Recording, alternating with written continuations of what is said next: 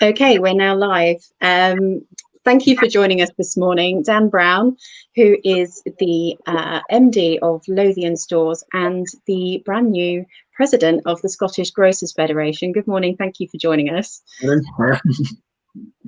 I just wanted to talk to you this morning. Of course, and many of us woke up to the news of the new restrictions that are happening in the central belt of Scotland. So wanted to talk to you about how that's going to affect convenience stores, particularly convenience stores that have a food service offering in store, and potentially, okay, that, you know, some of the restrictions, what that means, but what are the opportunities are there for convenience stores in the area?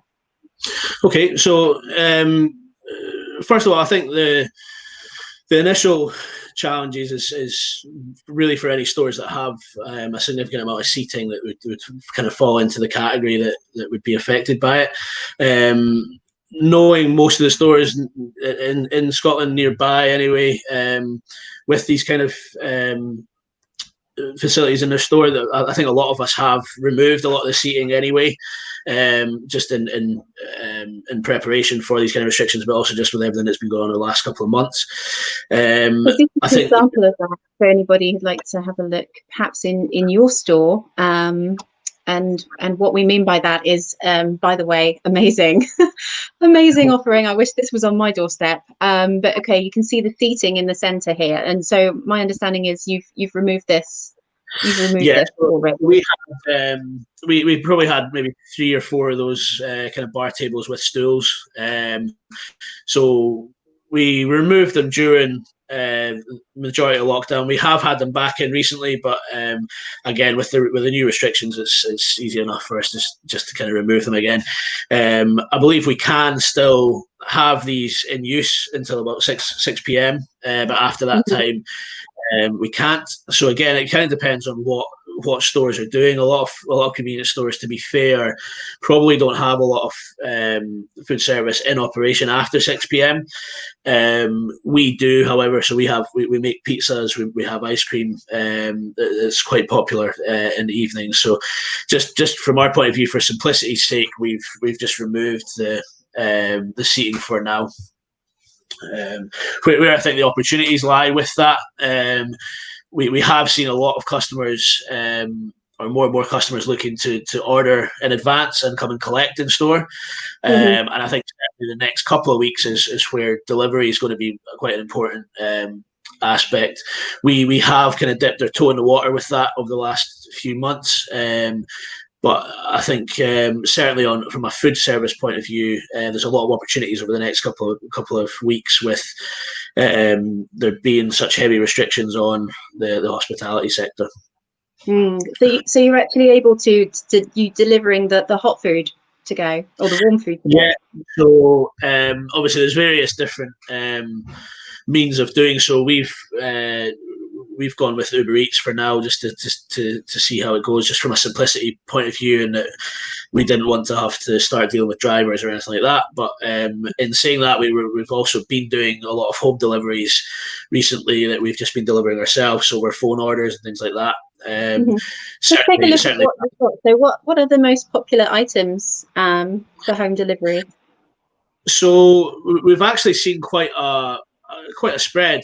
In our area, breakfast is an area that doesn't have a lot of competition, especially weekends. So we've seen things like bacon rolls, breakfast boxes starting to pick up quite well. Obviously, we do our pizzas and ice cream as well, so that's quite a popular one in the evening. And then we've got quite a wide range of lunchtime options as well that have been going quite well for us. So if there's anybody who's thinking, well, you know, there are going to be restaurants closing near my store, outlets that are going to be affected near my store, and they're thinking about doing something like the offering that you have in store, is there any I mean, it might be trade secret, but if it's not, are there any suppliers that you recommend up in Scotland in particular, that you recommend retailers might want to reach out to and talk to? So I think there is quite a vast array of suppliers that we do use. I probably wouldn't want to single out any specific one, just I wouldn't want to any of the others. But I think what's probably more important is developing quite a strong relationship with those suppliers.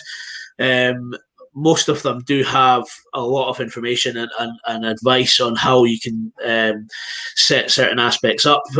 Again, food to go is very, very broad term. It can mean a lot of different things to different stores, and so it's not an easy thing to set up straight away. And so certainly we try and use quite a vast array of suppliers and very much tap into the knowledge that they have and the advice that they can give us.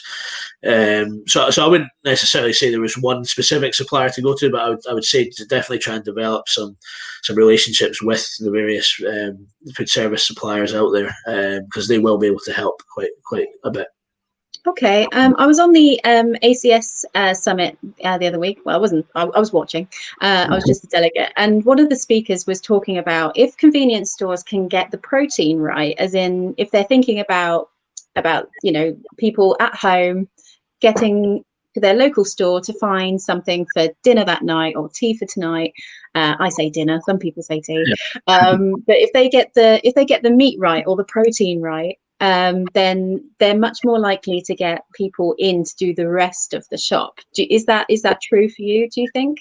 Yeah, I would very much agree with that. I would probably expand it to a wider fresh offering as well. So the protein within that is very, very important. But again, I think you need to have the other components, other fresh components to back that up, and that's certainly the strategy that we've tried to take over the last couple of years, if I'm honest. But I think it's becoming more important now. I think it again may be quite an important strategy coming into Christmas time. We don't know how the various restrictions are going to affect us going forward. We don't know if there's going to be as much people shopping in the supermarkets. So again, we need to try and make sure that we have a range that is reputable for that, and it's something that we very much focus on. So again, we try and focus with local meat suppliers, local produce suppliers, various different things like that, and make sure that we have quite a substantial fresh and high quality fresh range, as we definitely have seen that's driven the basket spend within the store for everything else. Great. So we've got focus on protein, sorting, making sure people have everything they need, especially on fresh, to come and get everything they need from their local supermarket. If they're not going there, they're going to you. Talking to your suppliers to see if you want to venture out into food service, local deliveries. I'm guessing, is there any other tips or any advice you'd give to retailers in your area or retailers who are thinking these kind of restrictions are about to happen to them? I think we need to probably think about the impact on alcohol sales. Again, if a lot of pubs are closing, we need to probably be ready for that. And again, I think it's just really trying to focus on availability. It's always going to be the key one. It's always going to be the challenge every time any kind of announcement comes out. There's normally quite an unpredictable customer reaction to that. So again, it's just really trying to form various different close relationships with suppliers to try and make sure that you do have the supplies available to maintain a strong availability, because I think that's really where the opportunity lies with stores. If you don't have product to sell, then that's where it becomes much more difficult. So. And is there any particular types of alcohol to be looking at here, or any particular formats that tend to increase in sales when something like this has been happening? Again, I think it's quite a difficult one to predict.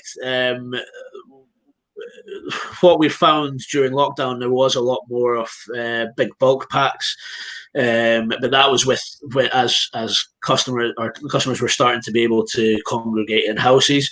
I think with some of the restrictions limiting how many people are in households or from different households, that may change it slightly. But I mean, to be fair, certainly the previous restrictions when the pubs were to stop serving after 10, we certainly saw an uplift right across the board on alcohol, with people buying in advance of them closing early. So I would certainly just say that the kind of key lines in terms of your top sellers would probably be the ones to try and focus on.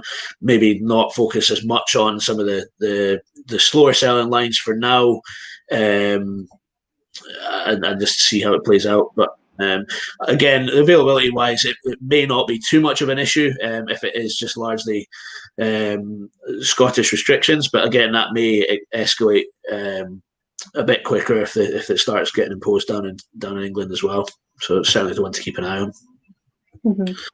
And is there, if anybody's out there looking for some help, for example, is there anything that the SGF are doing to kind of,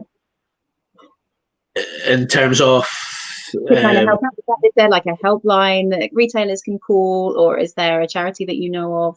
Yeah, like so yeah, we do work quite closely with Grocery Aid as well through the Scottish Grocers Federation.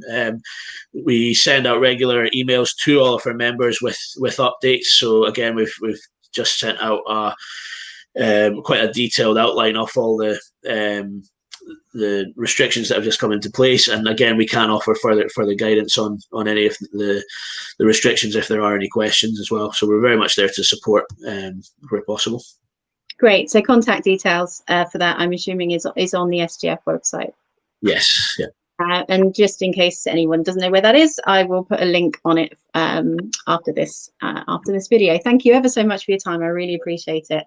No problem at all. Good luck with your interviews for the rest of the day. Well, thank you. Cheers. Thank you.